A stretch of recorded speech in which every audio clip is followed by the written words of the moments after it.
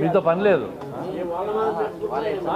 మేమా ఏ నేర్చుకుంటే కూడా కరెక్ట్ ఏమనిపిస్తుంది.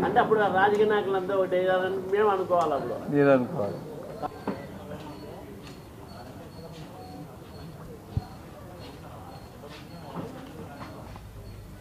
అందరికీ నమస్కారం. నిన్నటి రోజు ముఖ్యమంత్రి గారు కడప జిల్లా పర్యటనకు వచ్చాడు.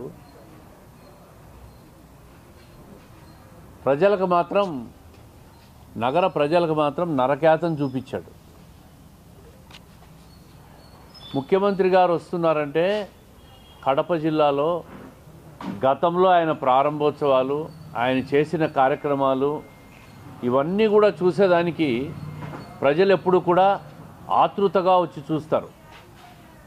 కానీ ఈ ముఖ్యమంత్రి గారిది ఒక భిన్నమైన వైఖరి.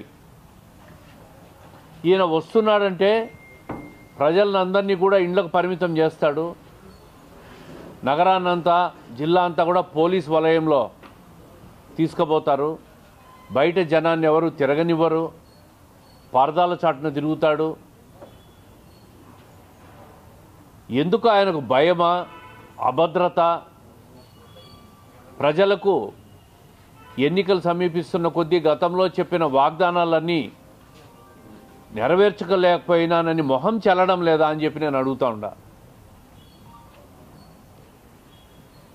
ఈ 4.5 సంవత్సరం, దాదాపు 5 సంవత్సరాలు కాలంలో ప్రతి క్రిస్మస్కి వచ్చావు, ప్రతి సెప్టెంబర్ 2వ తేదీ కానీ జూలై 8 కానీ మీ తండ్రి జన్మదినాన్ని పురస్కరించుకొని వచ్చి పలు అభివృద్ధి కార్యక్రమాలన్నీ చేశావు.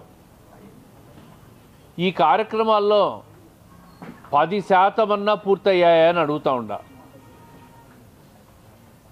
రాజోలి ప్రాజెక్టుకు శంకుస్థాపన చేసి 4 ఏళ్ళు అవుతా ఉంది. ఇంతవరకు ఎకరా భూసేకరణ కూడా చేయలే. జిఎన్ఎస్ఎస్ నుంచి హెచ్ఎన్ఎస్ఎస్కు అనుసంధాన ప్రాజెక్ట్ అని 4,000 కోట్లు పెట్టావు. 4,600 కోట్లు. కనీసం 400 కోట్లు కన్నా ఖర్చు పెట్టి ప్రాజెక్టు ముందుకు పోయిందా అని అడుగుతూ ఉండా. జిఎన్ఎస్ఎస్ మెయిన్ కెనాల్ ఎక్కడ వేసిన గొంగలు అక్కడే ఉంది. ఈ 5 సంవత్సరాల్లో ఒక తట్టెడు మట్టెడు కూడా దీలే ఇంతవరకు. నీటిపారుదల ప్రాజెక్టులకు సంబంధించి ఏ ప్రాజెక్టు కూడా మీరు భూమి పూజ చేసిన ప్రాజెక్టు ఒక్కటి కూడా పూర్తి కాలేదు. దాంట్లో 10% నిధులు కూడా కేటాయింపులు చేసింది, ఖర్చు పెట్టిన దాఖలాలు లేవు.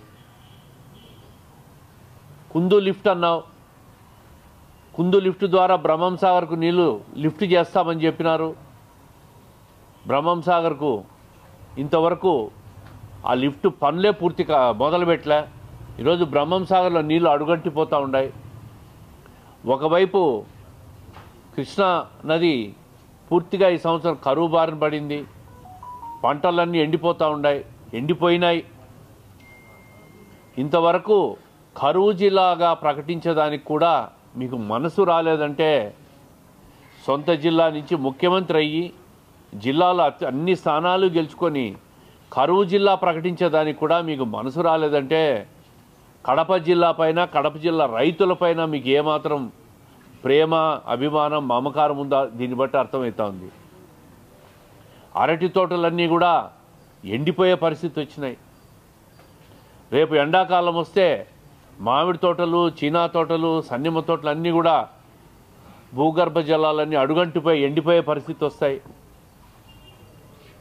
ఇంత ఘోరమైన కరువు పరిస్థితులు ఉంటే కూడా జిల్లాకు వచ్చి కూడా కరువు జిల్లాగా ప్రకటించడానికి మీకు మనసు రావడంలే. స్టీల్ ప్లాంటు ఎక్కడ వేసిన స్టీల్ ప్లాంట్ అక్కడే ఉంది. నీ పునాదిరాయి మాత్రం చూసేదానికి స్పష్టంగా ఉంది. ఇంతవరకు స్టీల్ ప్లాంట్ గురించి ఒక్కరు కూడా మీరు సమాధానం చెప్పే పరిస్థితిలో లేరు. ఏమైందో తెలియదు. ఎవరితో ఎంఓయూలు? ఇప్పుడు 3 సార్లు భూమి పూజ చేశావు. ఇంతవరకు తట్టెడు మట్టి తీసి పునాది వేసిన పాపాన పోలే. టిట్కో ఇల్లున్నాయి. గతంలో చంద్రబాబు నాయుడు గారు ప్రభుత్వంలో ప్రతి మున్సిపాలిటీలో కూడా టిట్కో ఇండ్లు పూర్తి చేశాం. 90% పూర్తి చేసి లబ్ధిదారులకు డిప్పు తీసి వాళ్ళకి కేటాయింపులు కూడా చేశాం. కడపలో సెంట్రల్ జైలు పరిసరాల్లో అన్నీ పూర్తయి ఈరోజు ఆ ఇండ్లలో అడవి మాదిరి చెట్లు పెరుగుతూ ఉన్నాయి. లబ్ధిదారులకు ఇల్లు ఇస్తామనే ఆలోచన కూడా మీకు లేదు. పూర్తయిన ఇళ్లకు, గతం ప్రభుత్వంలో పూర్తయిన ఇళ్లకు రంగులు కొట్టుకున్నారు మీరు. మీ ప్రభుత్వం ఏదో ఉద్ధరించిందని కొట్టుకున్నారు రంగులు. కనీసం లబ్ధిదారులకు ఆ ఇల్లు ఇస్తే దాంట్లో నివాసాల్లో అయినా ఉండేదానికి వాళ్ళకు ఒక అవకాశం దొరుకుతుంది. దానికి మీకు మనసు రాదు. కరూరు జిల్లాగా ప్రకటించేదానికి మనసు రాదు. టిట్కో ఇల్లు ఇచ్చేదానికి మనసు రాదు. మీరు వేసిన ఫౌండేషన్లన్నీ మొదలు పెడదామనే దానికి కూడా మనసు రాదు. ఇది కడప జిల్లా ప్రజలను పచ్చి మోసం చేశారు. అబద్ధాలతో అధికారంలోకి వచ్చినారు. రకరకాల వాగ్దానాలు చేసినావు. 10కి 10 స్థానాలు, 2 పార్లమెంట్ స్థానాలు గెలుచుకున్నావు. ఒక్క కార్యక్రమమైనా మీరు చెప్పిన దాన్ని పూర్తి చేశారని చెప్పి నేను అడుగుతా ఉన్నా. కొండాపురంలో ముంపు వాసులు కాంపెన్సేషన్ ఇస్తా అన్నారు. చంద్రబాబు నాయుడు గారు తక్కువ ఇచ్చినారు. నేను వస్తే 3,25,000 ప్రతి కుటుంబానికి ఇస్తా అని చెప్పినావు. ఇంతవరకు జీవోల మీద జీవోలు ఇస్తున్నావు.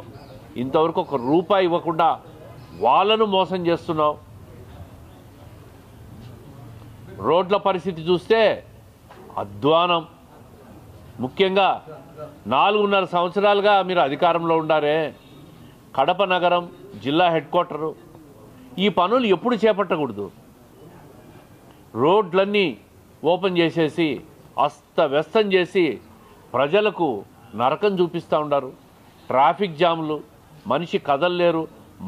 నడిచిపోయే మహిళలంతా కూడా చాలా ఇబ్బందులు గురవుతున్నారు. సుందరీకరణలు చేస్తున్నారు. రోడ్లు, డ్రైనేజ్ వ్యవస్థ, తాగునీటి వ్యవస్థ మెరుగుపరచండి అయ్యా. ముందే మీరు అప్పుల పాలు చేశారు ఈ రాష్ట్రాన్ని. కనీసం ఉన్న అరాకొరా నిధులతో ఏదైతే అత్యవసర పరిస్థితి ఉన్నా అవి చెయ్యండి అయ్యా అంటే తినేదానికి తిండి లేకుంటే మీసాలకు సంపంగి నూనె అని కలెక్టరేట్ సుందరీకరణ, కూడలు సుందరీకరణలు ఆగమేఘాల మీద. ఈరోజే గుంతలు తీస్తారు, ఈరోజే కాంక్రీట్ వేస్తారు, ఈరోజే రాళ్ళు బరుస్తారు, ఈరోజే పెయింట్లు కూడా వేసేస్తారు. అంత హడావిడిలో కూడా ఈ కూడళ్ళన్నీ కూడా సుందరీకరణలు పూర్తి చేయలేకపోయినారు. కలెక్టరేట్ సుందరీకరణ ఇంత అర్జెంట్ అవసరమా?